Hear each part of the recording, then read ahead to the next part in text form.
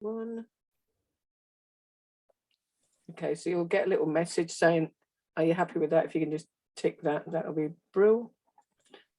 Right, so good evening, everybody, and welcome to the second session of the Wellingborough Climate Action Project's Sustainability Workshops.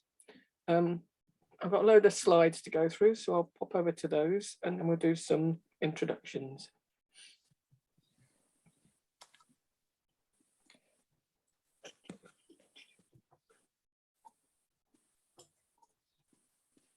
Can everybody see those okay?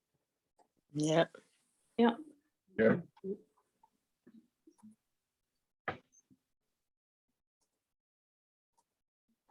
Okay.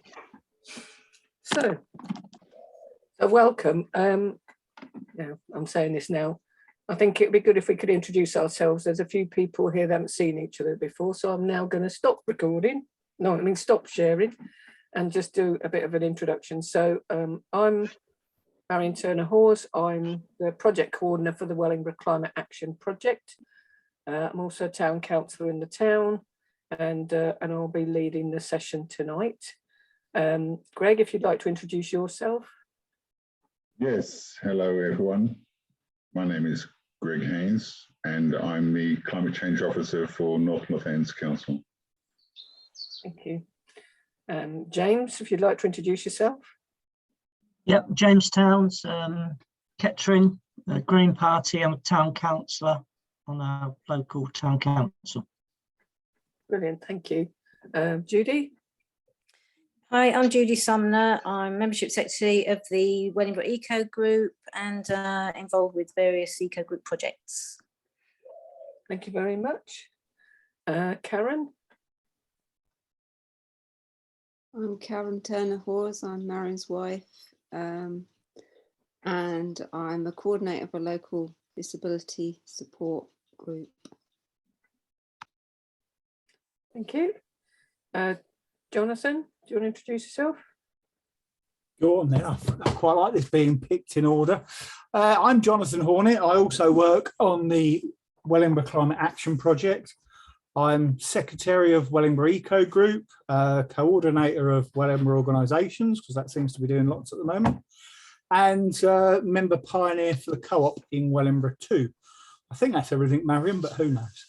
I'm also going to help Marion out with this presentation, if I can even get the word out. So there you go. Thank you. Doreen, do you want to introduce yourself, Doreen? Yeah, I'm Doreen. I'm Karen's mum, and I'm the secretary of Alma Street Church, and I'll do volunteer work at the Wellingborough Museum. Thank you very much, Doreen. And Gail, are you able to introduce yourself?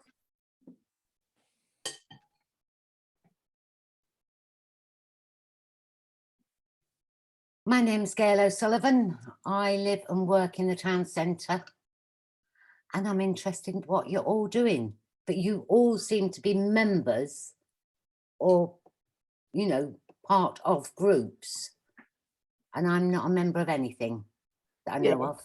But you did. You're a member of this session tonight, aren't you? Yeah. That's fine. Thank you very much, Gail. Thank you. Thank you. Okay, so if I can ask you all to mute yourself when we go through the slides. We've checked that everybody's happy about the filming, so that should be okay. And I'll start on the slides.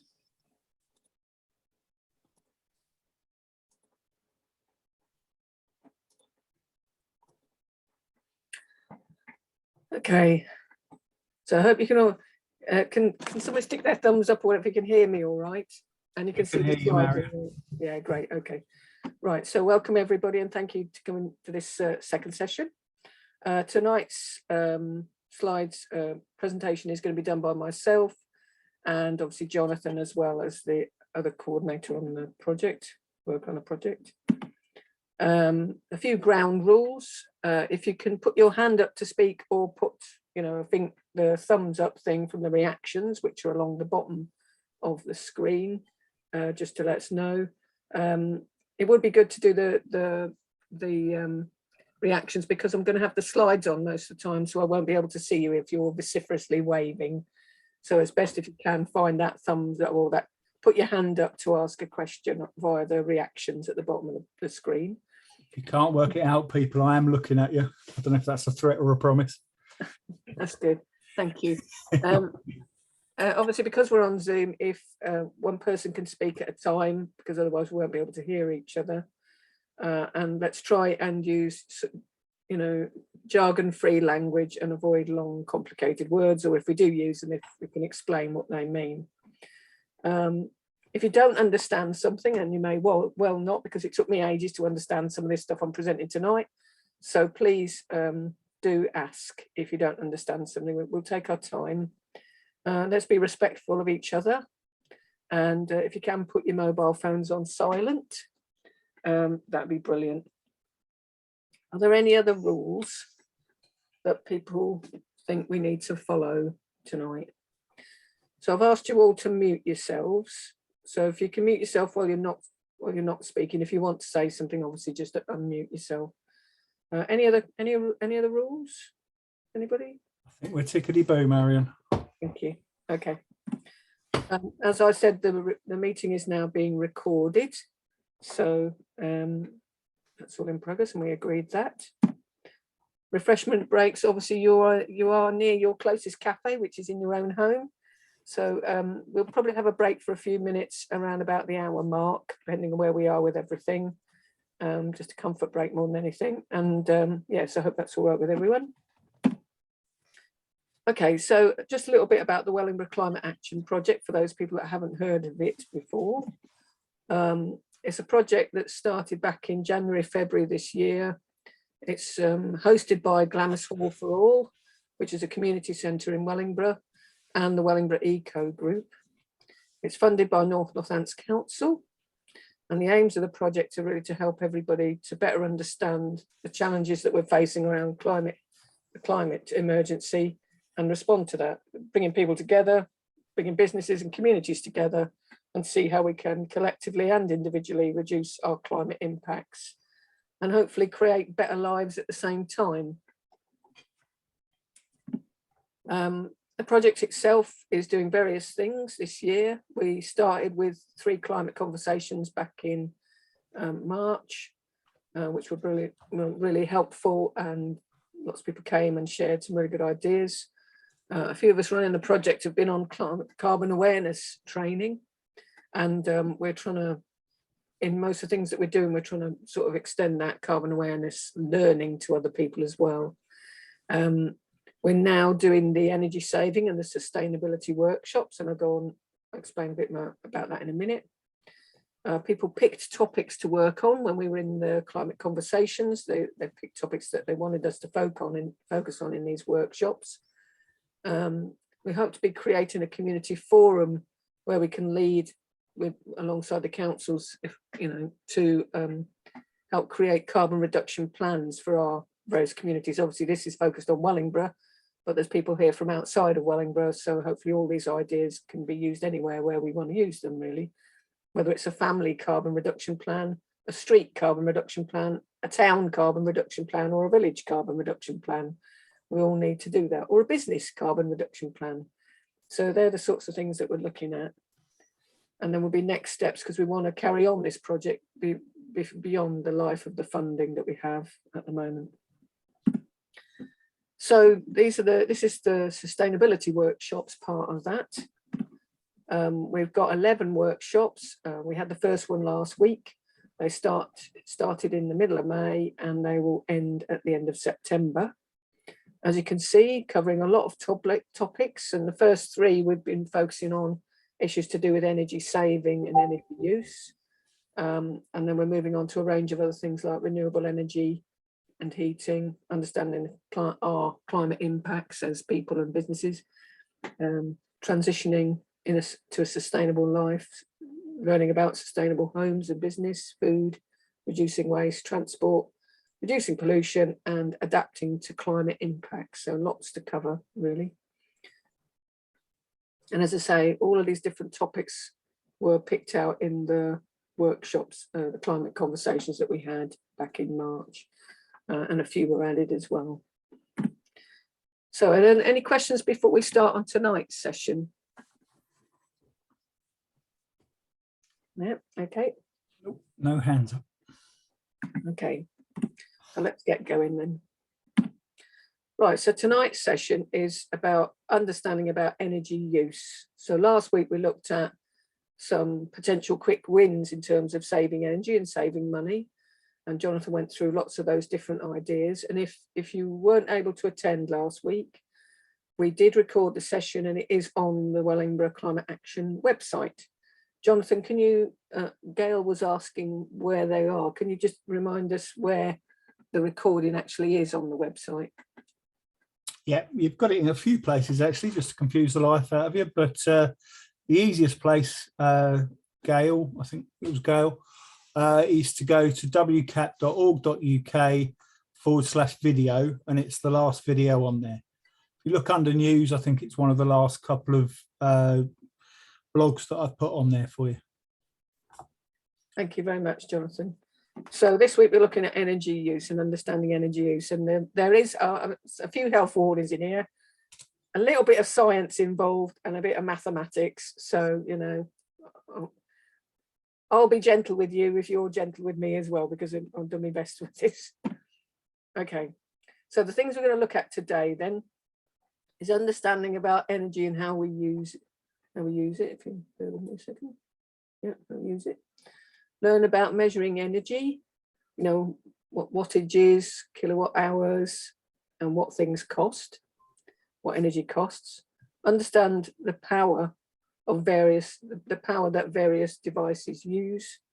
Looking at electric and gas bills, what do they mean? What things on there can we help us to learn about how much power we're using and help us to understand about our costs.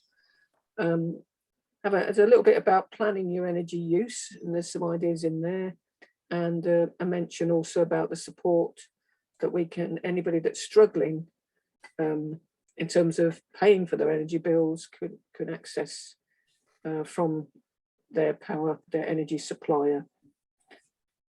Okay, so that's the main thing we're going to look at today. So we'll kick off then with understanding energy use and how we use it. So understanding energy. Energy is everywhere. We use it every day. It's in our bodies. We get it from our food, the air and the light around us. We also generate it by using the Earth's resources. We burn one-off resources like coal, gas and oil to make energy to power our lives. But we also tap into the Earth's renewable resources like wind, sunlight, water, power to help us as well meet our needs. The main types of energy that we use in our homes are electricity, gas and oil. We often use electricity to power our lives, you know, lighting, fridges, freezers, cookers, washing machines, TVs, and then plethora of other devices that we use in our lives. And we mainly use gas or oil to power central heating, to heat water, and sometimes for cooking. And there's quite a mix of different power sources that we're using. So you can see that in the new, I think this is a 2019 slide, it might be a bit later. I know it goes up to that point. But you can see the energy mix in the UK has changed significantly in the last 20 years, really. Now, 40% of energy in the UK is generated from renewable sources. Coal, which used to be king, is now only a very small percentage of power comes from the burning of coal. And, you know, renewable sources were less than 20 years ago, were less than 1% of all the energy that we were using. So we are moving in the right direction in terms of moving towards more sustainable ways of sourcing power to run our homes, to run electricity and to heat our homes. But there's a way still to go. Now measuring it. So measuring energy and understanding the power that devices use. Some electrical items use a lot of electricity, others don't. That might sound obvious, but you know, I think just pausing, one of the reasons I thought it was a good idea to do this session is that I think we get our energy bills, we get our gas bills, we see that we might have used a lot of kilowatt hours, and we see how much we're paying, but maybe a lot of us are not clear how that all builds up, how much we're using across all the different devices or the different systems that we use in our lives. So we're going to go into that in a bit more detail today. So those devices that we have that have moving parts or which produce heat are generally more costly to run than those that produce light or sound. So if you want to save electricity, it's better perhaps to focus on some of the big power users in our homes or the things that we regularly are using at quite a high level. The challenge, however, is knowing which device or which systems use what level of energy and how we can make changes. So the power that common devices use. Knowing what power devices use means we need to understand about energy and how we measure it. Electricity is measured in different ways, and sorting out your watts from the volts and kilowatt hours can be a bit confusing. So here's a little bit of a whistle-stop tour about electricity and terms related to it. So I hope that's okay. Okay, so what is electricity? Everything is made up of atoms. We're made up of atoms. Every object is made up of atoms. And these contain charged particles called electrons. Electrons have a positive or a negative charge. Electricity is the presence or the flow of these charged particles. Electrical current is the rate of flow of electrical charge within a circuit. Is that all right? We'll be all right with that? Okay. No questions yet, Marion. So, right, we go then. Volts, amps, watts, and kilowatt hours.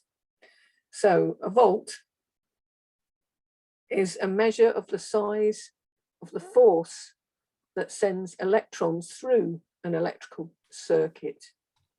It's similar to the water pressure that you might have in a pipe, except it's power going through a metal cable, usually an insulated metal cable. Amps is the unit used to measure electric current. Current is a count of the electrons flowing through a circuit, and all electricity flows round a circuit of one form or another. Watts is a measure of the electric power going through an electrical system, and that's denoted by a W, and you'll see a lot of that tonight. And kilowatt hours, or 1 kilowatt. So 1 kilowatt hour equals 1,000 watts used over 1 hour of time. Okay.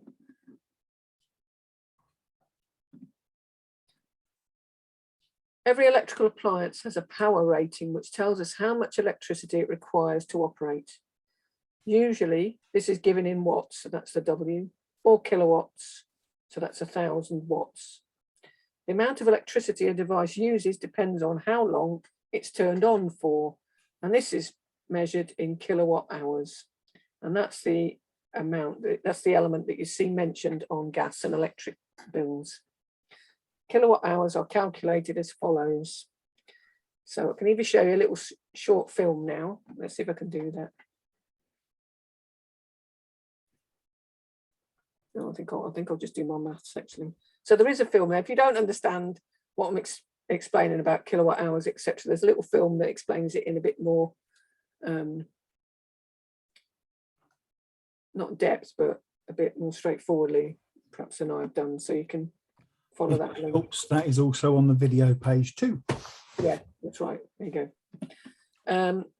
So calculating the usage and costs. To work out how much it is to run a particular device, we need to calculate.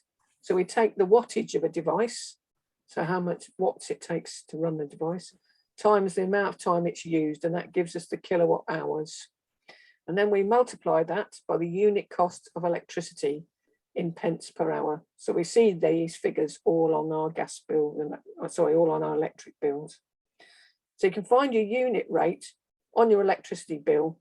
It's usually expressed something like mine, which is 26.311 pence per hour. Okay, and I'm just gonna, I should have asked you all to bring your gas and electric bills tonight, actually. So this is my, you might be able to see, this is our electric bill. And on the left here is the different tariffs and charges. So that's how much you charge per unit, per kilowatt hour. It's worth looking at your electric bill. Let's talk about electricity for the moment. It's worth looking at your electric bill to see if you're charged a different day rate to the night rate.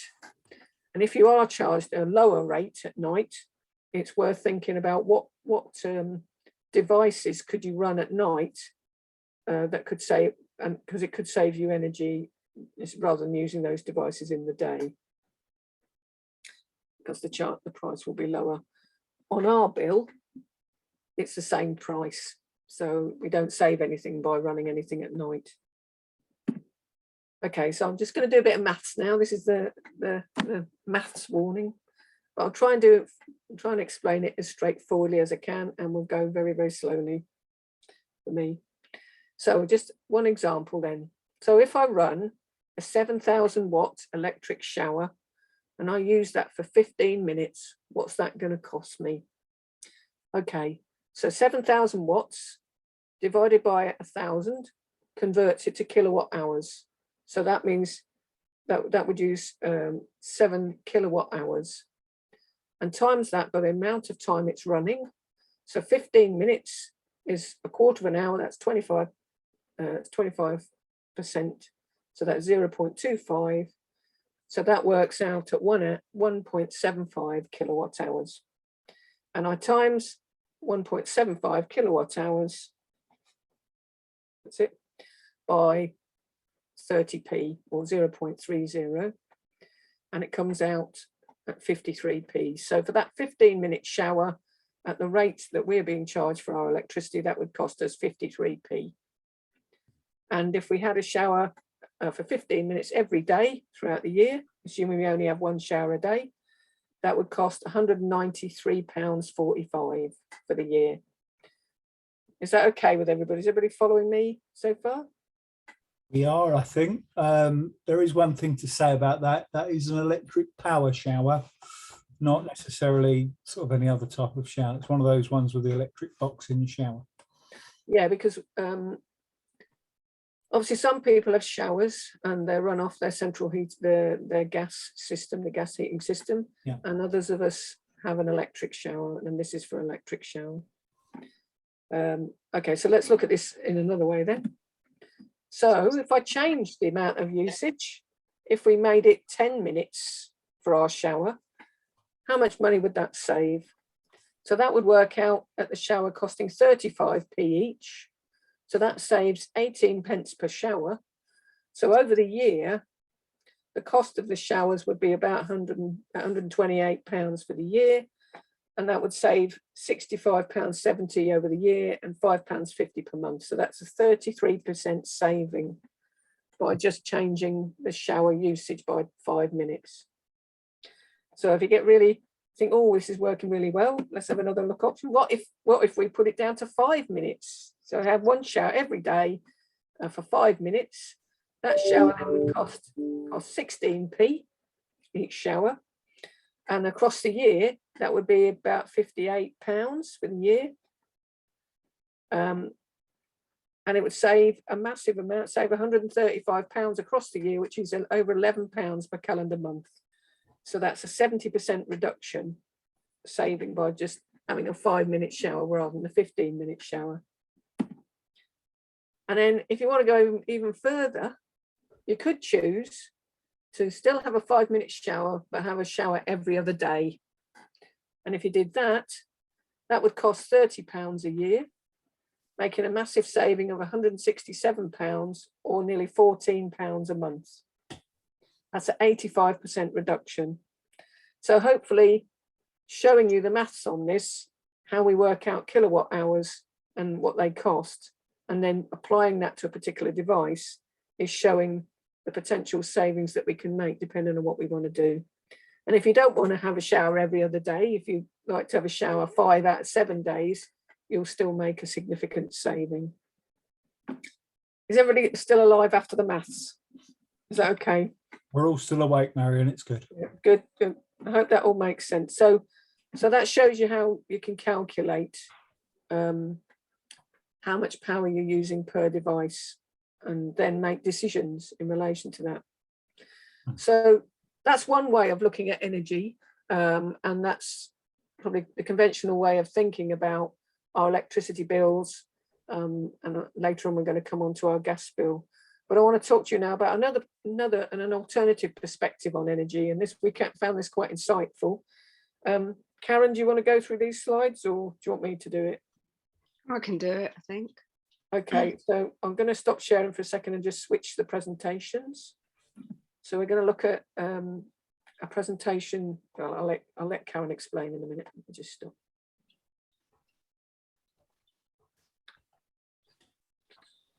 You're waving. Hello, everyone. Oh, I can see everybody here. Just, are we going to go to that one? Is that the right one? Yeah. Okay. So there you go, Karen. All yours. Okay, so you're going to turn the slides for me. Yeah, I can do that. Okay, so this is a presentation that was done by Dr. Francis Hill. It's a webinar that I found, and I found it quite insightful, but it got more complicated.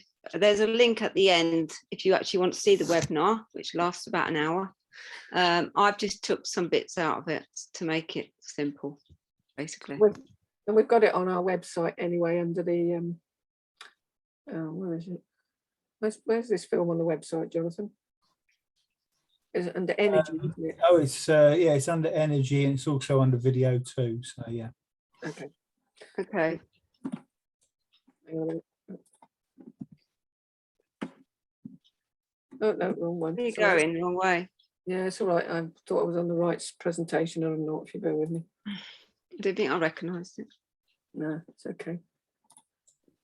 Whilst Marion's sorting herself out, we do have a separate energy page where we're putting like a lot of the content from these courses on, and also bonus stuff that won't be in the video page. So it's very imaginatively titled Energy. It's wcap.org.uk/energy. Are you ready, Marion? Have I filled in the time for you? It's all right. It's not showing the slides on my options to choose. So that one. Does Karen have the slides? She can do it herself. I do, because I wrote them. It's all right. It's okay. I've just got to do this. If you bear with me. Maybe that's. Oh yeah, I know what I didn't do. I didn't stop sharing, did I? So again. Oh dear.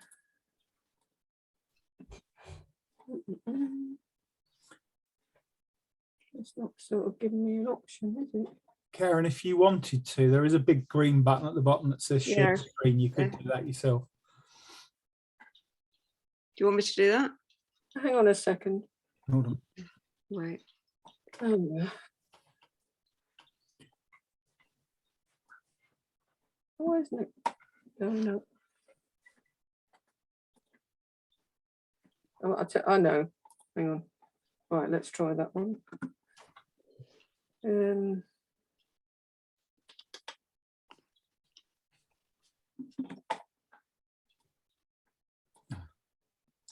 What Marion's trying to do here is give me loads of editing to do on the video when I try and put it on the website. So thanks for that, Marion. That took me ages.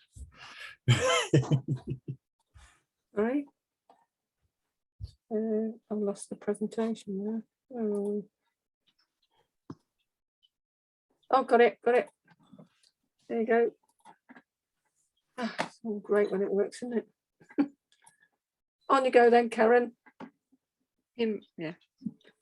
Okay. So we all use energy every day. Energy is the capacity for doing work, whether human or machine. We all need fuel to create energy, and living beings, our fuel is food. Okay. We're just pausing for the clock. Oh, I know, but you'll get another one in a minute. Meg ran up a 40-metre steep hill and it took her 24,000 joules of energy. This is equal to 0.24 kilowatts of energy. We pay for energy in kilowatts. So for Meg to do 1 kilowatt, she would have to climb the hill 150 times, or and the kilowatt is 3,600. No, that's wrong. Anyway, you can read it. 3.6 million. Yeah, okay, because I'm no good at those figures. Okay. Meg heated up the porridge in an 800-watt microwave, and this would equal to her climbing the hill 4 times. She boiled the kettle for enough water for a cup just for herself, and this equals another 4 hill climbs. When Meg washed her clothes, the energy used was equal to 100 hill climbs. If Meg dried these on the line, that's no hill climbs because she's not using any machines.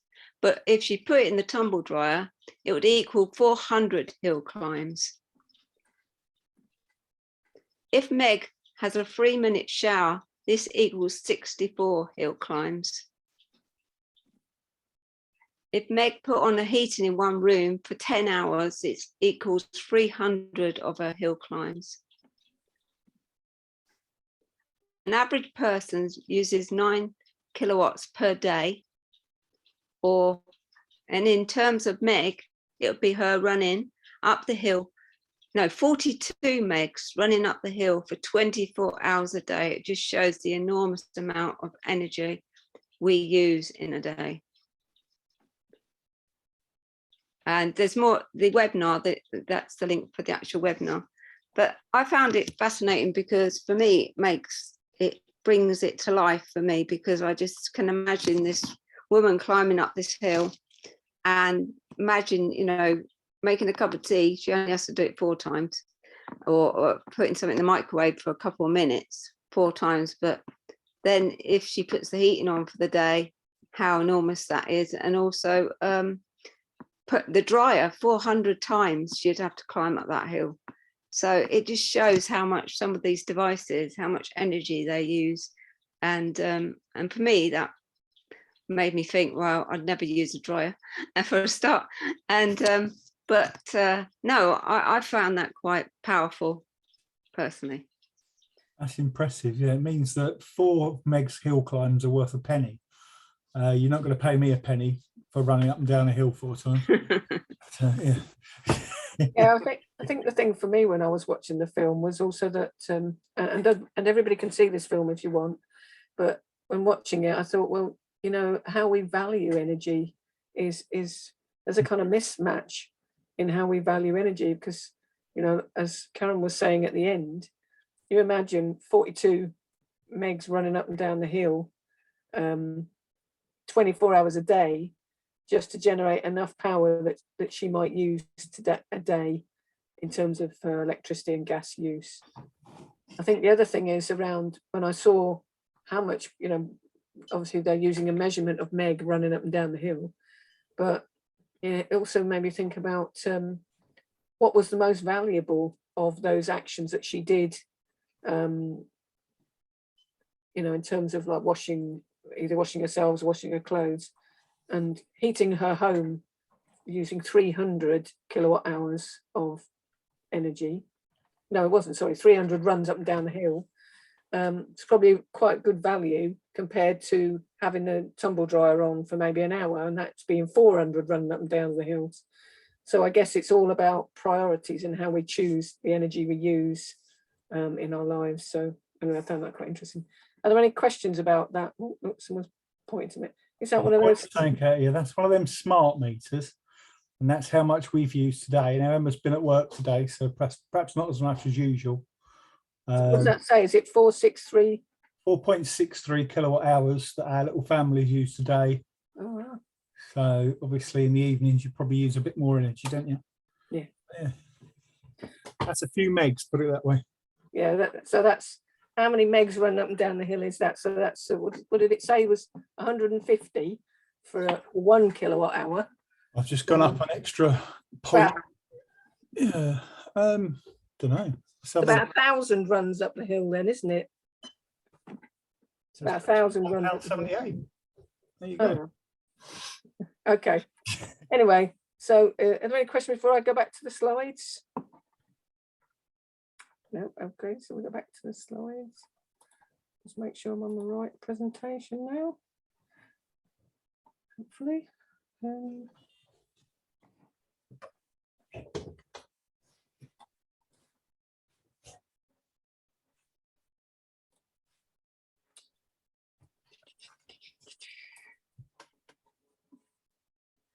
I don't want to play now, you know.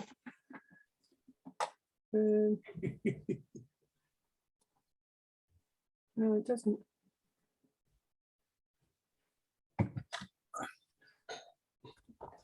Talk amongst yourselves for a second while I fiddle about with this. Just turn that one off. Do you want me to tell them about a cup of tea, Marion, just whilst you're... Oh, no, don't, no, because you've spoiled my game. Oh, is that your game later, is it? Okay. Well, yeah. I was just wondering if I may ask, that calculation for kilowatt hours and then multiplying by the cost, that's quite a complex calculation for some people, you know. And Yeah, no. they put it on your electricity bill, and they just expect you to know what's going on. Yeah, absolutely. Wait until you find out about calorific value of gas and working that out to a kilowatt hour. Oh, I have had a look at that, Jonathan, and I'm not BTUs and all that. Yeah, no. Okay, so we're still alive. We've managed to cope with kilowatt hours and devices that kilowatt hours are using. So I'm just going to pop on to this now.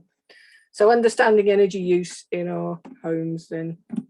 So across the United Kingdom, the average use of energy, I mean, looking at some figures, it's around between, as Karen was saying, it's sort of 9 to 9.8 kilowatt hours per day, average use of energy across households. But it's not really representative because obviously different houses of different sizes use different levels of energy. So what we've got here is sort of an example. I know it's a lot of numbers, but it's breaking down different house types or home types and looking at the average power, particularly, I think this is mainly electricity that people are using. So a mid-terrace flat or house might use about 2,800 kilowatt hours, which is equal to about 7.7 kilowatt hours a day. End terrace houses, maybe that's 3,500 kilowatt hours a year. So that's about 9.6, nearly 10 kilowatt hours a day. Semi-detached houses use about 3,800 kilowatt hours. So that's just over 10 kilowatt hours a day. Bungalows, detached houses, and obviously you've got big mansions and various other things, but that's over 4,000 kilowatt hours, which is nearly 11.5 kilowatt hours a day. So that's quite a lot of electricity. And these aren't targets that we're working to. Obviously, we all want to try and have our energy levels lower, but that's kind of what we're using at the moment. So overall, that's about 9.8 kilowatt hours a day across all those different sorts of properties. And that's for electricity. But for gas, Ofgem estimate that we're using about 33 kilowatt hours of gas per day across all households in the United Kingdom. So the energy usage per day across the whole country as an average across the year is about 43 kilowatt hours a day. And this generates approximately 9 kilograms of CO2 equivalent emissions per household per day. So they are. I might be testing you at the end, we'll see. So it's quite interesting to see how much we're using a day, and then how that affects our carbon footprint. So devices, sometimes a higher wattage device might actually help us save a bit of money, even though it uses more power. This may be because it is better designed, maybe more efficient, and can do the job quicker. An energy efficient dishwasher, for example, may have a power rating of 2 kilowatt hours or 2 kilowatts, but it may wash quicker or at a cooler temperature, saving energy and money. Commonly used devices. Let's see what you know about how much power different devices use. So we're going to play a little game now. I'll leave this up here. So there's a list here of commonly used devices. You've got a plasma telly, a microwave, a laptop, a broadband router, fridge, freezer, oil-filled radiator, kettle, washing machine, or a tumble dryer. So what I'm asking you to do is, which ones of these do you believe use the most power? So let's see who can list. Let's see if we can list these devices in order of the highest power usage. So let's see, have you got any offers on what would be the highest power usage? If you're not very brave, you can put it in the chat, by the way. I think Karen wants to go first. Right, highest power, I'd say tumble dryer, and I think plasma TV is quite high as well. That's where I start. So you're saying tumble dryer and the plasma TV. Oh, there we go. Okay, anybody else want to go? I would say I'd say the tumble dryer and the microwave. Tumble dryer and the microwave. I'd like to say tumble dryer followed by washing machine. And Gail. Tumble dryer. Washing machine. Any more offers? What about you, Doreen? What do you think? Oh, Judy's got a hand up. Sorry, Judy. Well, I think oil-filled radiator would probably be the highest one, and then followed by tumble dryer. Oil-filled radiator and the tumble dryer.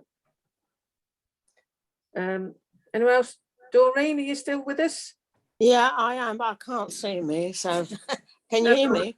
Yeah, I can hear you. What? So can you see this? Yeah, well, I'd say a microwave and a kettle, but it depends how long you have it on for, really. Yeah, I know, but we'll assume they're on for the same amount of time. Well, I think a microwave uses a lot. So a microwave and a kettle. Mm. Did you want to say anything else, Judy? I see you've got your hand up still. Oh, sorry, no, I've got to. Who hasn't had a go? What about yourself, James? James may I have think James left, didn't he? Oh, was he left? Oh, it's a shame. Never mind. Do you want to have a go, Jonathan? Or do you know the answer? I'm Googling it as we speak, but I won't cheat. No, I would say a tumble dryer, the oil-filled radiator, depending on the wattage. Then the microwave, if it's on all the time. No, actually, hold on a sec. If we're doing it constant, the kettle's up there somewhere, because that'll be a 3 kilowatt compared to 800 watt microwave. So probably tumble dryer, kettle, oil-filled radiator, microwave, TV, laptop, fridge, freezer, router, and I don't know if I've missed anything else off there. Is that everybody had a go now? Because I can't see everyone. Nobody else sticking their hand up. Nobody else wanted. Is anybody else that hasn't had a go would like to have a go? Okay, so I'll show you the answer then. Go on. Yeah. Okay, so let's move down then. So yes, so those of you that said kettle. Oh, I said kettle. That's the highest Well wattage. done, well done. Tumble dryer is second. Yeah. Oil-filled radiators third. Washing machine fourth, microwave, then plasma TV. So you can see the different levels. Fridge freezer, I would have thought, before I looked at this thing, I would have thought that fridge freezer would use a lot of power, but actually the wattage is quite low. Obviously, because you've got it on a long time, that's why it uses a lot of power. A laptop's quite low there, 20 to 65 watts, because this is a range. And the router, the broadband router is the lowest of all. That's 7 to 10 watts. And all these figures, actually, I got off a thing. Where's it gone? This is from an article by the Centre for Sustainable Energy. And I think we've got that. We've got it on our website. We'll have it on our website. It's called How Much Electricity Am I Using? And it's got a nice little chart showing everything there. In fact, I did a bit of an excerpt. So the chart's a lot longer than this, but this is sort of those devices. I thought you'd like to see not only the power of those devices, but the cost as it relates to that. Greg, you wanted to ask a question?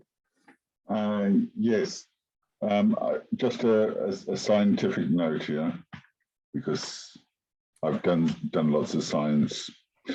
The W really needs to be a capital W. Oh, right. Okay. Yeah. Always one. To be fair, I think Marion's put it as capital W throughout the rest of the presentation, Yeah.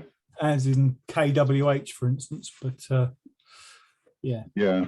They also do it in computers where they confuse byte and bit and kilo as well. Kilo is always a small k, because a large K means Kelvin, which is a temperature unit. So Okay, thank you. So this chart is showing, you can see the third column. So you've got the devices there, the appliances. You've got the power ranges between, one point and another. Like for the shower, it's between 7,000 watts and 10,500 watts. And then you've got the price if it ran for an hour. And I actually, there was two figures, but I just put the one because I thought it was going to be a bit confusing. So this is the maximum price on the range, and then the price if you run it for 10 minutes. So a broadband router. So when you think about, because we worry about leaving our broadband on all the time. So when you thinking about that, it's hardly using any money, really. So it's about 2p an hour, which is obviously quite low. A laptop's 1.5p an hour. So I sit up here on my laptop all day, and probably if I sit here for over 10 hours, I might spend about 15p worth of power using it. If it's the other power, that might be more. Your router, Marion's 0.2p an hour, not 2p an hour. Yeah. Yeah. Oh, 0 points, yeah. Yeah, so even less then. It's diddly squat. Yeah. A lot.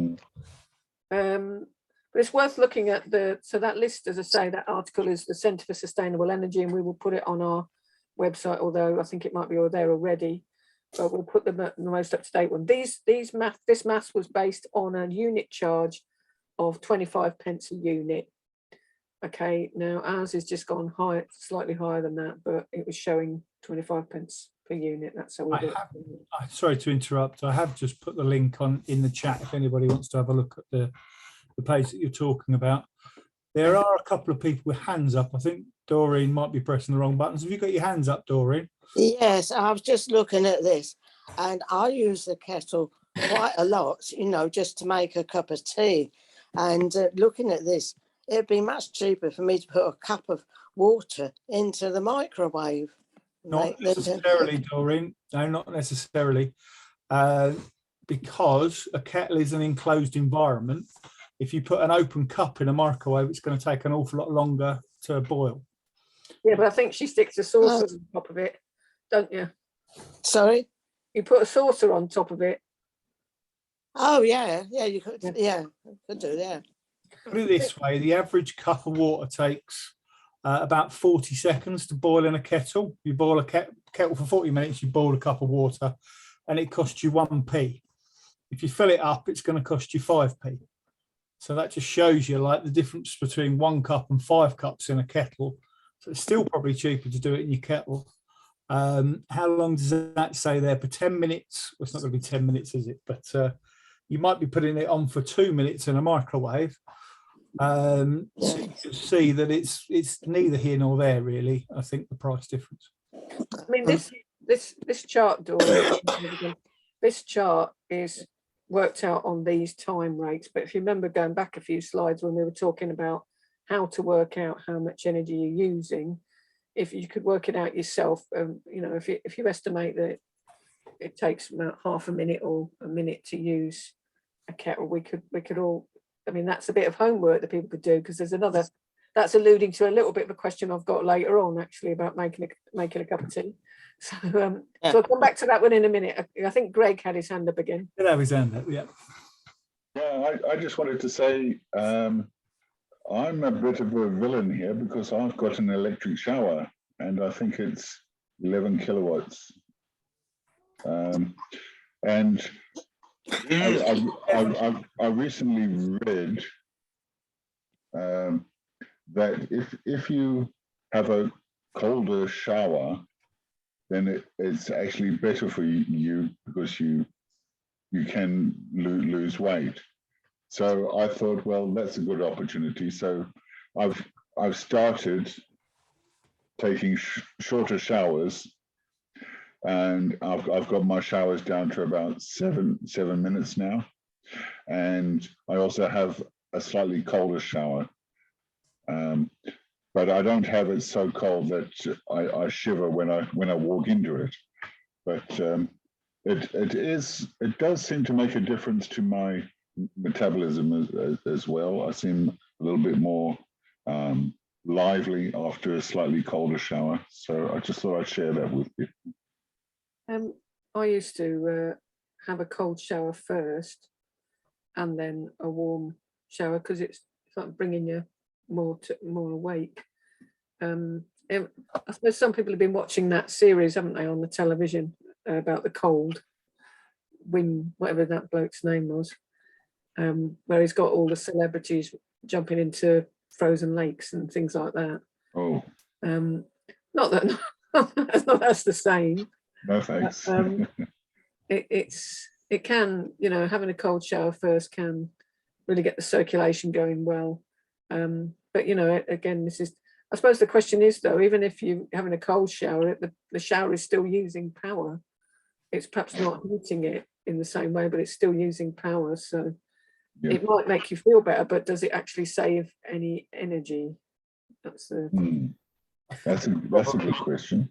It must do, mustn't it? Because like it's an electric heating element that's going at, I don't know, 7 kilowatts or whatever.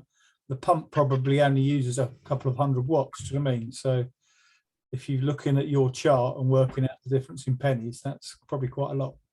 Yeah, okay.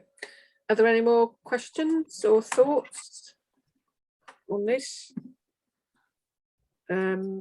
So picking up on the point, we're going to pause in a minute. We've got a thumb up all the time, or is she actually trying to? No, I'm trying to get an answer, but I'm dead slow. Like, Donna, what's your question, Gail? Right, so it focuses your mind on what products to buy when something's finished its life. Yeah, I can see that it would. So would I buy a computer or would I buy a laptop in the future? I think based on that, it would probably be a laptop. Same as I am practicing using a flask instead of a kettle at the moment. Yeah. We're trying to do that, you know, boil the kettle, if we've got any extra, stick it in the flask. Yeah, and small pieces like that. Because I don't have one of these measures. Yeah, we can talk about that again in a minute, actually, because I've got a suggestion on that. Yeah, but I'm doing a guesstimate. Yeah. am I going to spoil your party by telling people that it's roughly half the amount to use a laptop compared to a desktop? Say that again. It costs you about twice as much to use a desktop as it does a laptop. Thanks, Jonathan. Okay. And it costs you an awful lot less again if you're going to use a tablet, by the way, because there's no moving parts in them. Right. So then the other question, while you're being horrible to me, Jonathan. I wasn't, but go on. So then a printer. Yeah. Oh, a printer. I haven't got that on the list, printer. What about a printer? Or yeah. So because the sockets are underneath the worktop, I can switch the computer off I don't always remember to switch the printer off. So it's all these little things, these little changes to your attitude, I think, that makes the difference. We had a nice debate. Are you going to come up about vampire electrics in a bit, Marion?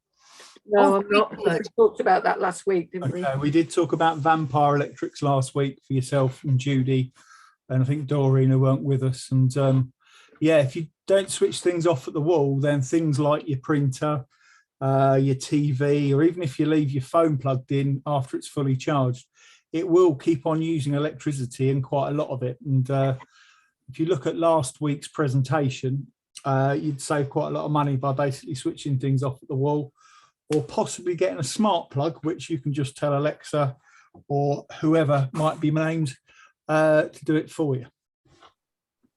Right, thank you very much. Yeah, so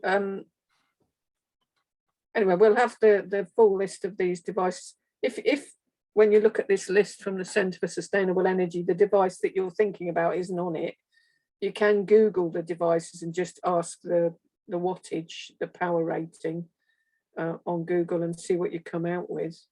And then from the equations that we've had in this, you'll be able to work out, you know, how much power you're using and what it's costing you.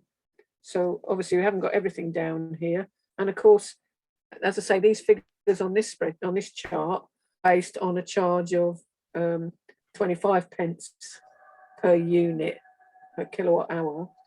But, you know, as I say, ours is over that now. It's now 26, nearly 27 pence. And some people's will be more. So anyway, we've just shown you how you can work it. These are some examples, but we've shown how you can work it out yourselves. Moving on then, and then we're going to pause in a minute. So which devices, I can't see this gone. I can't see the title of that because they've all got all these things across the top of the screen. Which device to use when, it says? Yeah, which devices to use when. So you may save money or energy by using certain appliances for particular tasks. So this comes on to what Doreen was saying a minute ago. So you will save using a microwave to warm a meal, for example, but not necessarily to cook a full meal. So if you want to warm up those sausage rolls in a microwave, or even that cup of tea, that's probably quite quick. You can use it. I mean, a microwave does use a lot of power, as we saw from Meg's running up and down the hill example that Karen gave us. But if you use it for quick things, just to warm things up, that could actually save you a bit of energy. But some of this is actually getting more into that maths. But, you know, equally with a cooker, you may save energy using a cooker to cook a number of meals all in one go, or to cook a number of items so that the oven is full. But it would cost you energy if you're just putting an oven on to warm up something like the sausage rolls. So it is trying to work out what are the best devices to use for the particular task that you want to use it for. And again, having shown you that method about how to calculate what energy you're using, maybe you'll be able to work it out. So working out the best option depends also on the device that you're using, because we're talking about average devices, but your device will have its own energy rating and also the cost of the power that you're paying. So that's your unit charge. So it's worth sort of looking at that and maybe spending the next few days or weeks just going through devices and working out, you know, what you're using, how often. And like Johnny, I mean, you can use a device to help you work out how much power you're using a day, but also you could work it out yourselves using the different equations that we put in earlier. So the thing at the bottom is try working out if it's cheaper for you to make a cup of tea using an electric or a gas kettle, or as Doreen suggested, using a microwave. So, you know, that's something, a little bit of homework for people.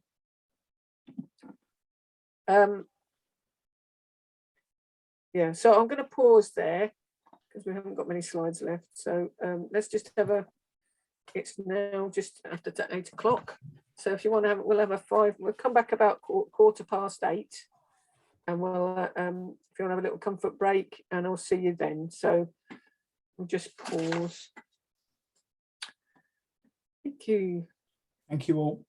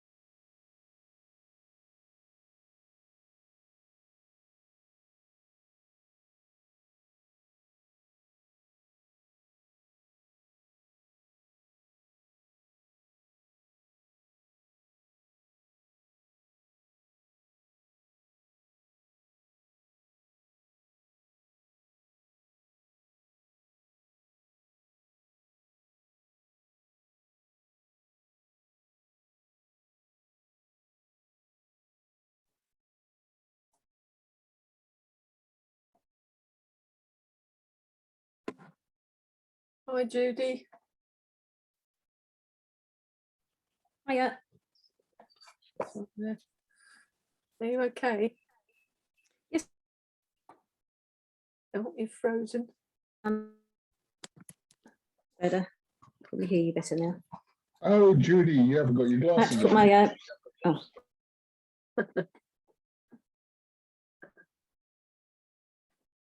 I recognise Judy now. Yeah.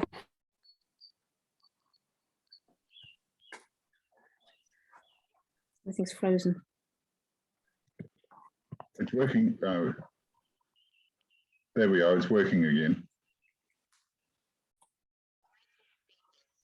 Okay, so I'm going to share the slides again. And we'll carry on. Can everybody see that? Yep, say hello. We can, yeah. Yep, brilliant, thank you. Okay, so once we're able to work out how much power we're using for the different tasks that we're using, then you can actually start thinking about planning your energy use. So given the above ideas and devices like smart meters and energy monitors, we can start to track our daily use and then maybe make decisions about the best devices to use at any given time or appliances. Now, I know I've talked mainly about electrical appliances, but I'm using the word device because it actually could be, you know, gas devices or other sorts of devices. So it doesn't have to be just about electricity. And Gail was mentioning about, you know, having to guess some of this. So a smart meter, some people have got smart meters that are supplied by their energy companies. You can buy a smart meter. Obviously, Jonathan showed us a smart meter a minute ago. Is that one that's bought, Jonathan, or do you get that from your energy supplier? It comes from the energy supplier. So yeah, most energy suppliers will be able to supply you with a smart meter. In fact, they've got an obligation to do it. So give them a call and ask them. Also has the added bonus of not having to read your meter anymore. So it just all goes up the wireless cable and you can forget about it. Even more excitingly, Marion, I know how much I get excited about these things, is that you can get a little app on your phone and work out your usage and at what times do you use and all sorts. So quite excited if you're a bit sad like me. And you can have smart meters that don't necessarily come from your power company. I know Karen's been concerned because some smart meters haven't worked right with some of the suppliers. They've not, the technology's not been as advanced as they were saying it was. It might be better now, but there's two types, I think. There might be on the third one, but the first one was a bit naff, really. But everybody should be getting the second series of them. I'm just going to put myself on mute and shout at my son who's shouting at me. Okay. I see your hand there, Greg. Can I I'll just say about, anyway, with smart meters, you can either get one from your energy supplier or you can buy your own. They don't cost too much. Also pictured in this slide on the left, I don't know if you see my mouse, is an energy monitor, which costs about £16. And you just plug it, you get one of those, you can plug it into a socket and then plug the device that you want to see how much energy it's using into that little socket just at the bottom. And then you can see how much energy it's using. I haven't used one of those, but a lot of people are using those. So that's one thing as well. Greg, you wanted to say something or ask a question? Yeah, yes. I just want to say, for the last 3 days, I've attended an Essex Energy Summit, Sustainability Summit. And one of the things they were talking about there was smart meters. And one of the main reasons why they're trying to get everyone to use smart meters is so that they can turn the national grid into a smart grid. It's all about, it's all about saving customers a lot of money. We're talking billions of pounds of saving that can get passed on to the customer by eventually by using a smart meter. Although you're just one household, if all the households in the UK started using smart energy meters, then there would be quite a big saving across the whole country, because instead of pushing out energy in large amounts all the time, it would only route it to particular places where it's needed. And so all these spikes are generally reduced, and it reduces the amount of money that they need to spend on infrastructure, electrical infrastructure, which is on the other side of the wall at the substation and at the power stations and the lines that carry electricity. So I was quite fascinated to find out that the other day. I thought that was quite important. So you're saying then that if people did use smart meters, the information going to the better information going to the energy suppliers would help them to better target and, you know, produce their energy more appropriate to the needs of people rather than what they think are the needs of people. Yeah, absolutely, because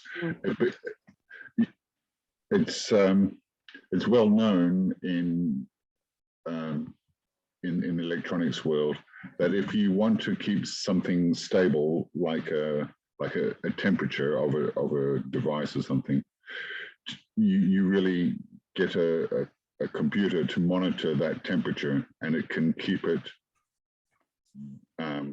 stable for well, how can I say, in a better way than a human can. A human will get tired and frustrated and bored with the task, whereas the computer will do it very well. And in the same way, the electricity networks can use artificial intelligence or whatever it is that they build into all the circuitry that runs all this stuff.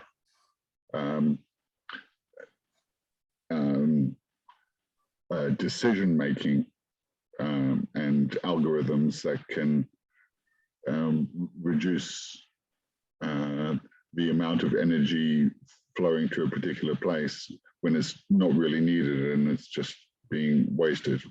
It could be used elsewhere. Okay, thank you. Could I add to that actually it's about enabling more renewable power to go onto the grid as well, because at the moment we've got in some areas more power than can go onto the grid because there's a base load. So they can spread the load more around and enable more renewable energy to go into the grid. Plus also what a smart grid will enable us all to do when we're all getting these electric cars that we're all going to get apparently, is actually have the cars on at the lowest point of demand, so that the actual smart grid will turn off the cars when there's a higher demand on the grid. So for instance, most people will plug in their car when they get home, 6 o'clock, and then unplug it, I don't know, 7 o'clock in the morning. Probably only takes 4 hours or whatever it is to charge a car.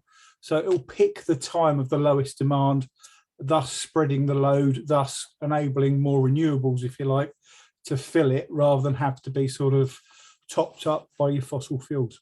Yeah, they've already started doing that apparently in a lot of these smart chargers, electric vehicle charging points, where you don't realize it, but when you plug in, it doesn't quite start charging. It usually waits. I think the delay at the moment is about 10 minutes, and then it starts. But not all of the charging points are smart charging points at the moment. So okay. It'll take time. Thank you both. If you want to put your hands down and then I'll carry on with this. But I've only just found the button, Mary. Yeah, give us a break. Okay, so as I say, planning your energy use with these devices, like smart meters, energy monitors, with what we know from what we learned before, you can start to track your daily use of energy and make decisions about the best devices to do at any given time, to use at any given time. You can also start to set maybe some energy usage targets. So, you know, I think Gail was saying a minute ago about using, so we started boiling our kettle, and if we had more water than we needed, we stick it in a flask. And that's one thing that we can do, but it's also thinking, well, how much energy are we, and you can use devices to do this, or you can use a sheet of paper and a pen and a calculator and work out what you're using each day, and then start to think, well, so if I'm using, Jonathan showed us a minute ago, that, or a minute ago, earlier on, that his family had used about 4.5 kilowatt hours of energy today. So if he watches that for a few weeks and if he sees that's the standard rate, then maybe if they want to, they could start saying, well, how can we make a bit of savings on this?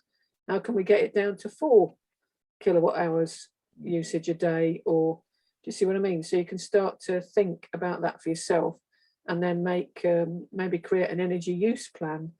And remembering obviously that, you know, because the life is seasonal, you know, weather's seasonal, that our patterns of energy use are going to vary from month to month and from season to season.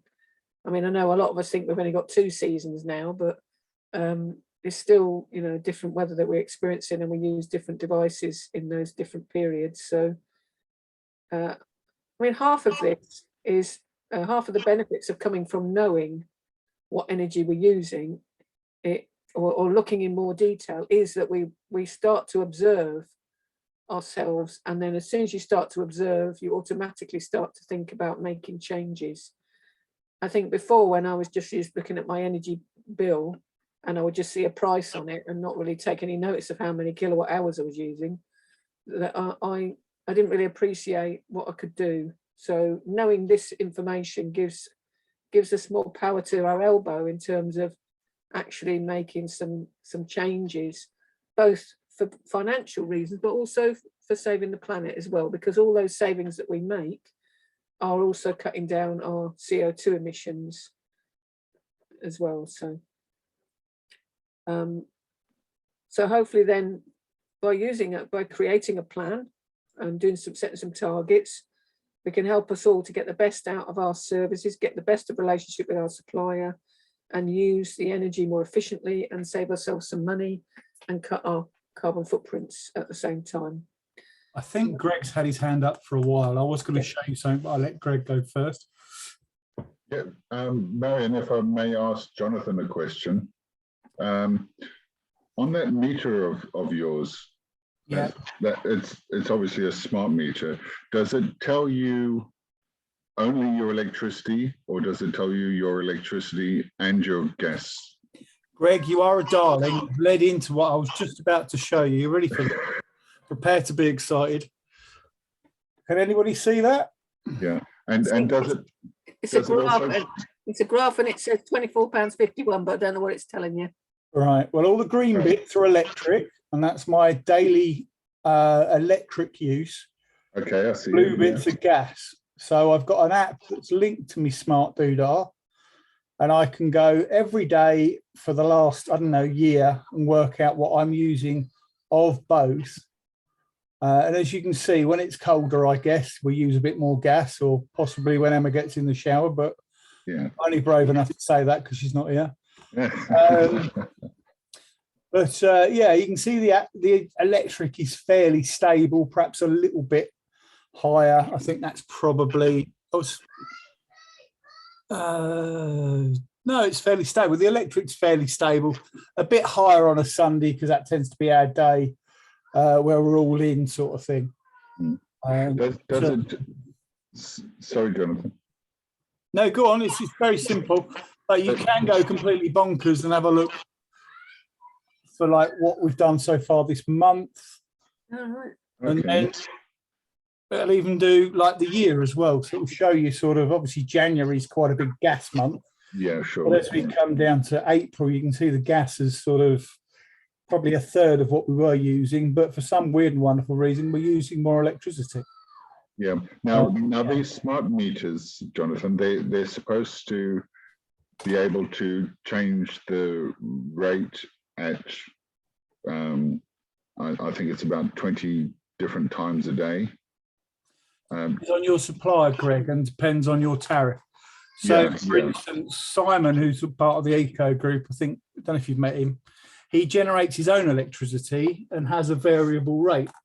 So they can predict what the rates are going to be based on like last month's and so on's usage. So he then knows when to turn things on, like a tumble dryer if it's a wet day, or a washing machine or whatever else, and save money that way. But also because he feeds in, it's cheaper for him to perhaps use the electricity that he's generating rather than get a fraction of what he would be paying for it back, if you like. Okay. Now that rate that you're using, whether it's Eco 24, whatever it is, whatever name they give it, does it actually give the name of the electricity rate that it's actually charging you at the current time? It will do for Simon. Mine, if I come back to my little box again, so I don't know, where are you? I'm just going to kill my son because he's shouting his head off, bless him.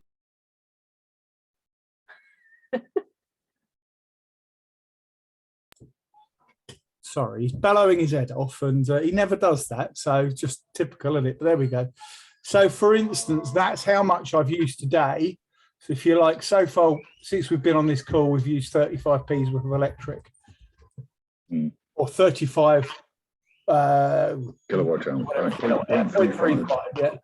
But if I click on it, that equates to £1.84.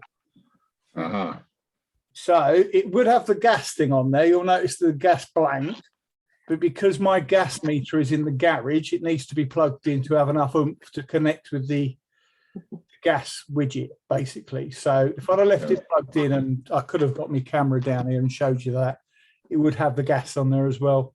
But once it's got enough charge in it again, it'll connect again and sort of show that. Oh, okay. Thank you. Okay, so I'm gonna move on, if that's all right with you. Do you want to take your hand down, Greg? Okay, right. So let's moving on to the next slide then. Oh, hang on. Okay, so that brings us nicely onto understanding energy bills. So there's someone looking at their gas bill. Okay, so all energy bills show you a variety of information. Most of us get either an electronically sent bill, or we get a paper bill sent to us, a bit like the one I was showing you a minute ago. So this is that's our electric bill. We don't have the same supplier. Okay, so usually you'll see the following information on your bill. So it'll tell you how much energy in kilowatt hours you used for the respective period. So some people get billed monthly, some people get billed quarterly, some people, if they've got smart devices, don't get billed at all. I don't know how that works, but hey. Your total charge for your energy use is also shown, how much you pay for each unit of energy. So that's your by each unit of kilowatt hours, the date range for the bill, and the tariff that you're on. Now obviously that's a lot of tariffs have been affected by the increase in prices in the last 9 months. And if your tariff is a fixed tariff or a variable rate tariff, it also tells you if you owe the supplier money or if they owe you money. So if whether you're in credit or debit. It shows if your meter readings are actual or estimated, and your gas or electric that you use in each year. So it has a sort of a estimated value, how much you use in each year, and also how you pay for your energy as well. So all that information is on your bill. There's other things on there as well, because I've been looking at it in more detail. It also shows how the bill, the amount you get charged is actually calculated. Well, it does on the electric bill. It's slightly different on the gas bill. Okay, so it's good to track your energy use and to log the amount of energy used per kilowatt hour and the charge for it. So if you're doing that monthly, that's quite a good thing to do, to see how much you're using, and to check the bill as well, because sometimes they do get it wrong. So it's good to take the time to check the bill. So you can keep that information safe and check it, and check that the charge matches the calculations that are shown on the actual bill, because sometimes that doesn't happen. So for us, in March, we used 67.4 kilowatt hours of electricity. We paid 19.4 pence per kilowatt hour, so that worked out at £13.04. When we added the standing charge of £7.24, the total cost for us for our electricity in March was just over £20. But in April, the unit rate went up, and for the same amount of energy, we would be paying nearly £25. So I mean, I don't think our charges are going up as much as some people's, but we're starting to see the amounts going up. So, and that's quite helpful for me because I never looked in this detail before. So, and it would help me if I was planning. If I thought, well, if our average use is about £25 a month, and then suddenly I see it's going up to 30 or 35 and the price hasn't gone up, then I can start to see where there's an issue or where I can make a change. And also if I want to save energy, knowing what I've used each month and what it's cost me is a good way of saying, can we get it down a little bit, you know, playing a bit of a game with it, really. I know it's not a game. Who are you with, Marion, if you don't mind me asking? Because there's some people, like my bill's just rocketed through the roof because my company has got into special administration and been taken over by one of the big six probably. It's just, like I say, huge now compared to what it was. It was one of the cheapest and one of the greenest. It's probably still one of the greenest, but it's certainly green as in money terms as well. Do you know what I mean? Yeah, we're with Eon, actually. Okay. So, yeah, I mean, had I sort of been with it, I would have asked people to bring their bills along or maybe go out and dig their bills out, the most recent bill. Yeah. Anyway, so it's just worth, I think, as I said before, I think the fact that if we start looking at this stuff and taking a bit more notice, that we can actually make changes and not just save money, but really cut the carbon footprint as well, and start to think how we can change the way we do things to make that happen. Okay, so moving along then. So thinking about gas usage, it shows similar information, but gas is metered in cubic feet and then it's converted to kilowatt hours. The price of kilowatt hour of gas is much lower than a kilowatt hour of electricity. So a kilowatt hour for us of gas is about 7p, whereas I said the kilowatt hour of electricity is about, what's it, 27p. So, but looking at the gas bill today, I realised that the figures that they show you on the gas bill, they don't actually, you know, with the electric bill, you can look at the last metered reading and the one before, and you can see the difference, and that shows you all the kilowatt hours you've used in the period. But with the gas one, you have to do an equation to work out, because they don't, you know, it gets converted to kilowatt hours, but it's not recorded on the gas bill in kilowatt hours. So the government, I've put a little link on the bottom here. The government explains what you have to do to calculate that. So if you want to work out, so on the bill it will show, so in like our bill in April showed that we'd used 826 kilowatt hours of gas at just below 7p per unit. So that's just over £57. When with the standing charge, that would have been 65, nearly £66 for that month. So it's quite a lot, isn't it? Must be nice and toasty, Marion, in your house. No, I don't know. I think the thing is for us as well that we hadn't done a meter reading for ages. So we had the bill before was for the quarter, and this was for, I think this might have been resolving any you know, money owed really. But yeah, this is quite strange because we haven't had the gas on for quite a long time, you know, central heating. So oh gosh, yeah. Anyways, you can if you want to work out how you calculate your gas usage, rather than just taking as read the figure they put on your bill, there is an equation, there's a process for doing that, which is on the government website. So I didn't know that before I looked at these bills today. So that's something else I knew I've learned. Does your bill not show you that? My bill does. It shows the kilowatt hours, but it doesn't show how you calculate the kilowatt hours. I'm going to bore you again with a little screenshot of me bill. You can see that. Is it coming up? No, it's a bit white. That's a bit better, isn't it? Yeah, so what's that? Well, that's basically a very similar calculation, and it sort of takes into back the calorific value.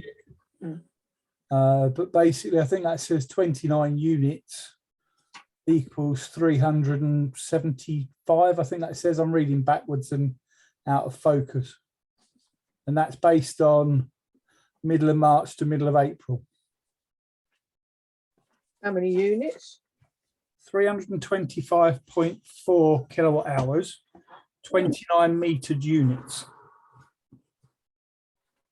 Yeah, so we had in April, we had 826 kilowatt hours, which is a bit amazing, based on 74. Not sure that's just 1 month though, Marion. Yeah, I think it's a run. I haven't had a bill since last year before that, so I don't think it's just 1 month. No. Anyway, that was 74 gas units. So anyway, it's just. That sounds more like it's a quarter bill, doesn't it? Because you've got. I'm not saying your house is probably the same size, but it's a mid terrace, isn't it? So. Yeah, well, the quarter bill was 9,489 kilowatt hours. What, of gas? Yeah. At 4 pence a unit. So that was from the middle of November to the end of March. Oh. So, wow. That's a lot. Like I say, that's Quite astounding. I'm speechless, Marion. Like I say, that's bearing in mind you haven't had it on. There's something going wrong there, really, isn't there? Because that's we've had it on high, well, not high, but about 20 degrees, maybe 18 degrees throughout the winter. But you know, and we have to have it on all the day, well, most of the day. So I don't leave my gas on all day. I just put it on for a couple of hours, and then I switch it off, and I let it go, temperature go down again. Yeah. And my bills aren't very high at all. well, it's because we're at home all the time. I work at home, and obviously Karen's at home all the time. Mm-hmm. So you know, I mean, everybody's situation varies, doesn't it? Yeah, everyone's got their own tastes. You know, people's bodies are different as well. I can't. If I get cold, my health gets a lot worse. So we have to have a heat. Well. So it'd be quite interesting. That's why the whole thing of bringing gas bills or electric bills and comparing them, because we wouldn't know. You know, we wouldn't know that was a big amount or just the amount we use. Yeah, because no one who goes out to a restaurant with their mates and friends and says, "Hey, you know what? For a bit of fun, let's just compare our gas and electricity bills. Oh yeah, how many kilowatt hours have you got this month?" No one does that. It's considered boring. I know, but it might be good to do it in the same street and whatever. I mean, obviously, properties vary a bit, but I think it'd be interesting because then, I mean, how otherwise are you going to know if you know if there's something else you could do or whatever? I can put a project coming on, Marion. I'll let you knock on the doors. I'll stand behind you. Yeah. Well, it's all right. We're having a street party next week, so I could ask people then, couldn't I? There you go. Or we could all go out for a meal and then all take our gas and electricity bills and just sit there and drive everyone crazy by just talking electricity and gas all night. Yeah. Take your credit card out. I'm up for that. Yeah, Okay. Could be very interesting. Are there any more questions on this before I move on? Did you have any questions on this, Gail? No, thank you. Okay. What about you, Doreen? Are you still with us? Yeah, I'm still with you. But did you looked at that paper, didn't you? What Andrew got a text message for me from Scottish Power. Yeah. And it's my annual consumption is 1,649 kilowatts for electricity and 8,617 kilowatt for gas. And it was a lot more writing, which I don't really get it all. But I think I showed it to you, didn't I? I think we need to look at it again, because if you're saying your annual use is about 8,000 kilowatt hours for gas, and that was quoted for our on our gas bill, that was just for 1 quarter. But was it, Marion? Because it might have been for annually. It might have been annual. I don't know. I haven't looked at it. So. No, it's that's what it says here. But I think there's I think there's a problem because we hadn't had the meter read for a long time. So this is another thing with taking stuff off gas or electric bills, is that if you have changes or if you haven't had the meters read, you don't always get to see an accurate figure of what you've actually used, because there's a lot of toing and froing going on. Yeah, Yeah. the bottom of this bit, it just says your monthly direct debit will be £109.32. At the moment, it's not. At the moment, I only pay 73, but it's going to go up to 109. Yeah. Yeah.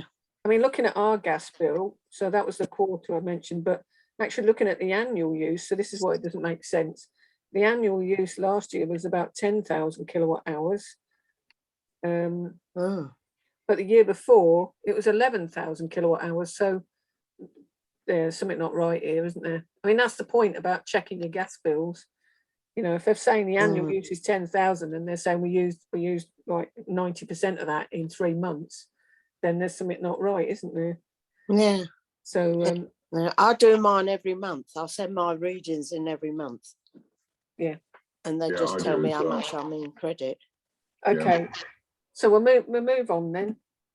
So just one other thought then is if people are struggling, and many people are struggling, then people can ask their supplier for help. So the government has made it clear to energy suppliers that they must help customers who are struggling to pay their bills. Ofgem, the energy regulator, explains the rules on their website and shares lots of ideas about things you can do if you are struggling. So there's lots of different schemes and opportunities. So and that link there takes you through to a full page where they're showing the different things that the government expects suppliers to do, as well as some of the actions that they are doing, some of the things to help. So I'll leave that on there. And again, once we finish this session tonight, it will be recorded, but the slides will also go on the website. And so you'll be able to follow the links through to the information that we've discussed. Marion, if I could just quickly pop in there. I know people might not have money to get a new boiler, but the boiler replacement scheme started again on Monday, and people can talk to a boiler supplier and get the discount through them if they want to move forward and get a heat pump or other device to replace their current boiler. Okay, I want to ask you something about that, Greg, but if it's all right, there's a couple of slides just to show, and then we'll come back to that because sure, yeah, more information. So there are, as Greg was pointing out, as well as some ideas about different sorts of help that people can get. There's also ideas on this website, the Ofgem website, about you know, maybe about grants that people might get. Well, I don't know if they're grants, but resources that people might get to improve the insulation in their home. Obviously, perhaps they'll mention about this boiler replacement scheme and other physical changes that can be done to our properties that help cut the costs, really. So, you know, if people want to have a look at that. Other than the point that Greg's just made, are there any other questions at the moment? Okay, just to say, oh, there is a hand. Doreen?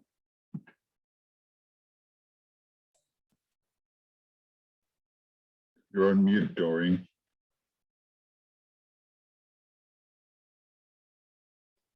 Are you putting your hand up, Doreen? Or because you're on mute at the Oh, moment. all right. No, I've not got a smart meter, but did you say that there's another device that you can get to check what usage without having to have a smart meter? Yeah, you can actually get a smart meter that's not from a power company. You can get those, but also you can get a thing called an energy monitor. Yeah, what's that? If you Google energy monitor, and all these things come up, and they cost about between 16 and 20 pounds. And I'll go back a few slides if you bear with me. Oh, I was going forward, go back.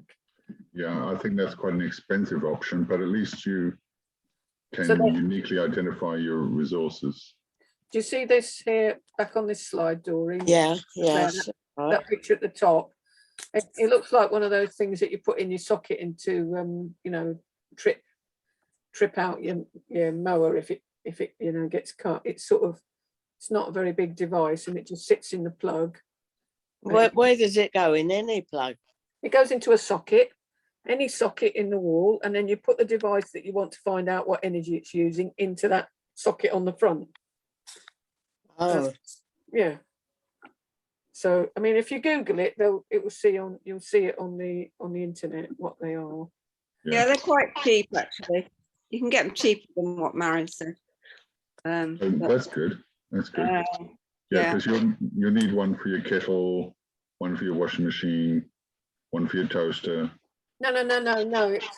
It's No? just a monitor, so you can just you move it around because you only need to know once what it's using. Oh, okay. So you know it goes in any socket. You can. Yeah. So you put in the socks. Like if I had it here in my office now, I'd put it in the wall, and then I'd be plugging in, say what my laptop is using, see what my printer's using. That makes a lot of sense. Using. So you just move it around. You don't have to buy one of them, and then you have to. So you'd have to have a socket like for your electric kettle and another socket to put that in. No, you wouldn't, Doreen. I think what Marion's trying to say is you'd monitor it for a week using one, and then you change it to a different device. You wouldn't have to know what all your devices at once are using. No, but you'd have you'd have to have another socket for the kettle. I've got No, one they go in socket. the same socket. They go in the same socket. I'll explain it to you later. Oh, Yeah, so- okay. You first plug the monitor into the wall. Yeah. And then the monitor on the front of it has got a plug, and you plug your kettle into that. Can you Oh, see I my see. mouse? Can you see my Yeah. mouse moving around over there, Doreen, on that device? I'm pointing to the socket on the front, a little smiley face at the bottom of that device. Can you see it? No. No. Can anybody see my mouse? I can see your mouse. Looks like a little fly or something. Yeah. It's the top one. It's the top one, not the bottom one, Doreen. Oh yes, yeah. I can There's see. There's Yeah, your little you got it. smiley face. That's where you plug. So you plug. There's a plug at the back of that picture there, the screen, Yeah. which goes into the wall, and then the device that you want to find out how much it's using at any one time, you plug in here. Oh, Yeah. yeah. So you don't need millions of them. You only need one. You find Need out what one, it uses, yeah. and you move on to the next device. Oh, yeah. Oh, I You got can you. even go smart if you like, Doreen. I know how much you like technology.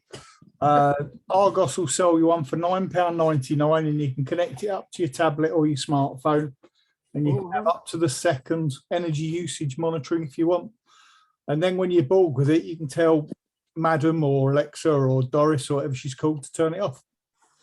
Oh, in Argos. I've posted the link in the chat for you. All right then, yeah. Okay. I think Judy had her hand up as well. Yes. Yeah, I was just thinking that maybe the Eco Group could sort of buy one of those and just lend it out to people, because, you know, it'd save everyone buying their own one, wouldn't it? If it's just something that you need sort of for a day to try out all your different devices.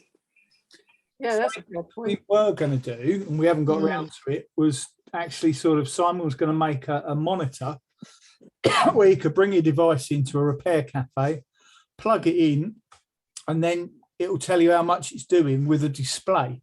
So i.e. it's kind of that little plug that I've just shared on the chat, but it has a live monitor of actually telling you how much it's using. Do you know what I mean? So you can plug your radio in or whatever it is.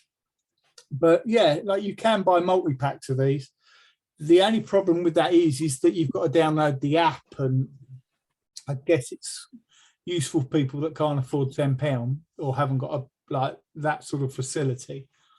But you probably always use a smart plug once you've got it anyway, because then you'd be able to turn off your peripherals when they're not in use, because that's the main bonus of having these smart plugs, is you don't forget to turn off things like TVs and games consoles and stuff, because you can tell Doris or Alexa or whatever she's called to turn it all off for you. Yeah. and also when you're not at home as well, if you can talk to your phone to record a message and then get it to send or send a message some way to that device, it can control your devices, switch them on and off. I think that's part of the smart home technology that's coming out. Exactly that. I could, if I wanted to, see if this works. See, it's all dark in the back room over there. I could say, Alexa, turn light on. Okay. And if by magic we have light, there you go. I could also do that if I wanted to with my phone or tablet using the app at home or abroad even. I could turn the light on and off just by touching a button on my tablet or my phone. Very useful, I'm sure, if you're not in the house, but hey ho. My Alexa has just answered you and it can't do it. Okay, I just wanted to finish on those slides, if that's okay.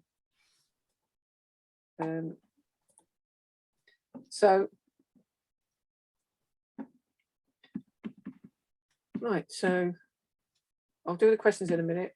Just to show you, we're going to make these slides available. So there are a few links to different resources that we've drawn some of the information off from today's session. And maybe either I or Jonathan could drop in that on here, that link about the energy monitors as well. I'll be trying to copy and put in, but I haven't been able to do. It's that top one, Marion. It's the same one that I put in the chat. Okay. Anyway, so thank you very much for your time on this. Let's just stop for a minute. Are there any more questions? Yes, there is another one that you might want to add to that, and that's called the heatinghub.co.uk. Have you heard of that? The what, sorry? The heatinghub.co.uk. I think, yeah, I think it's called, I think it's called the heatinghub.co.uk. Let me check that. I've just typed it in and it's an error, but I'm sure it will probably work. What have you got me into here, Greg? I tell you, something to do with Amsterdam, mate. I reckon you stitched me up here. No, sorry. It was part of this seminar. I'll get it for you now. Yeah, maybe if you can, it's all right if you just want to email that to us, Greg. Yeah, we'll put it in this. We'll put it in the slides. Yeah, if you just type in the heating hub, they provide advice to people about reducing the flow temperatures of their boilers and things like that. All right, brilliant, thank you. Did you want to say something else, Judy? No, you're okay. Has anybody else got any more questions or any thoughts before we finish that you want to share?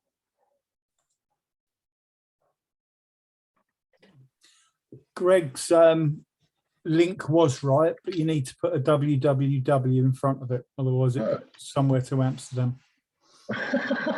See, between argos.com and argos.co.uk that I quite often get sort of put up with. There you go, different things. Welcome to the internet again. Yeah. Okay. Just to say then, thank you very much all for coming tonight. The next session, in fact, I'll just go back on my list to remind me, back on my slides. The next session is, oh, it disappeared. Escape. It's in 2 weeks' time, Marion. Yeah, it's 2 weeks' time. Queen's Jubilee next week, so we're having a week off. Yes, it's in 2 weeks' time. You'll have me. That's right. Yeah, the next session is on the 9th of June, Thursday, the 9th of June at 7 o'clock. If you haven't booked already, if you want to go on to our website and to the workshop page and scroll down and just book. I think many people kind of just ticked a lot of boxes, but if you haven't booked, we're gonna keep the same link, but I will recycle the link. So you can always get in on this link. I might, if you look sometimes and it's got the wrong date on it, we're still using the same link. So just come along. I'll teach you how to use Zoom one day, Marion. I'll tell you. Yeah, no, I usually just set up new links each time, but so yeah, the next session is going to be looking at topics around insulation, about energy generation, and it will touch on energy generation and on energy storage.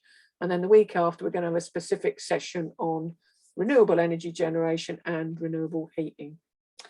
So anyway, I hope you've all enjoyed it tonight. And if there are there any more questions before we finish? Did you want to say anything before we finish, Gail?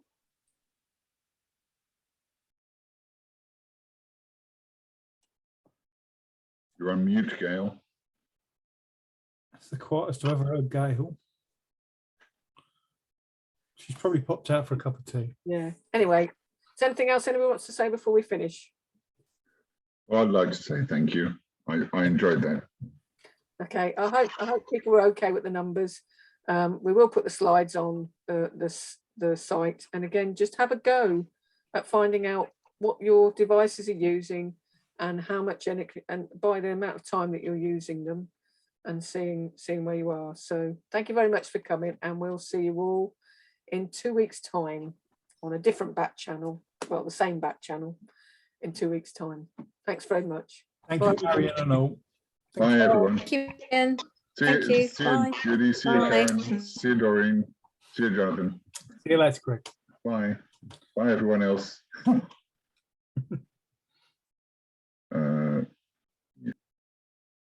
Are you sure you want to stop recording?